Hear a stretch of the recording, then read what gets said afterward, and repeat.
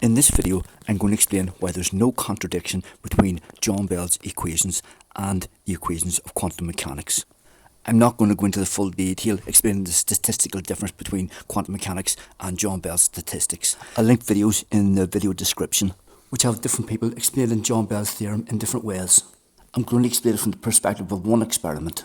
And in the experiment, you send pairs of entangled photons in opposite directions towards two recording machines. Depicted in this image as being one on the left, one on the right, and the purple box in the centre represents the prism splitting the photon into two entangled photons, which go in opposite directions towards the two measuring devices. Inside each machine are three detectors, each positioned at 120 degrees from each other. Each machine is set to detect one detector at a time, either A, B or C.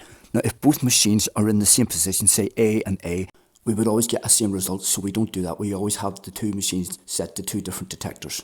So it could be A and B, A and C, B and A, B and C, C and A, C and B. And what John Bell argues is that when we have the experiment set up for to only detect A and B, for example, there's only three possibilities. It can be A and B, A and C, or B and C. And in effect, B and A is the same result as A and B, so you only have those three possible outcomes for those six possible combinations. So you expect that a third of the time you're going to get one of those three possible combinations. But what the experiments show and what quantum mechanics tells us is that a quarter of the time you'll get each of these combinations.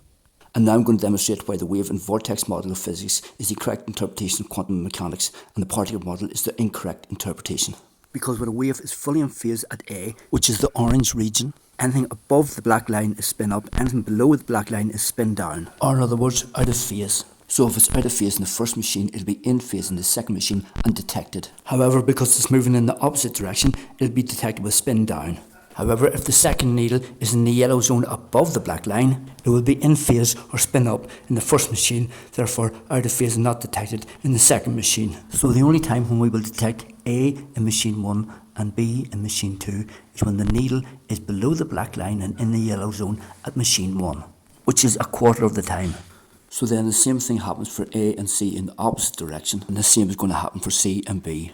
Now, of course, for A and C, half of the time it's going to happen from the perspective of A, as seen in this demonstration, but half the time it's going to happen from the perspective of C.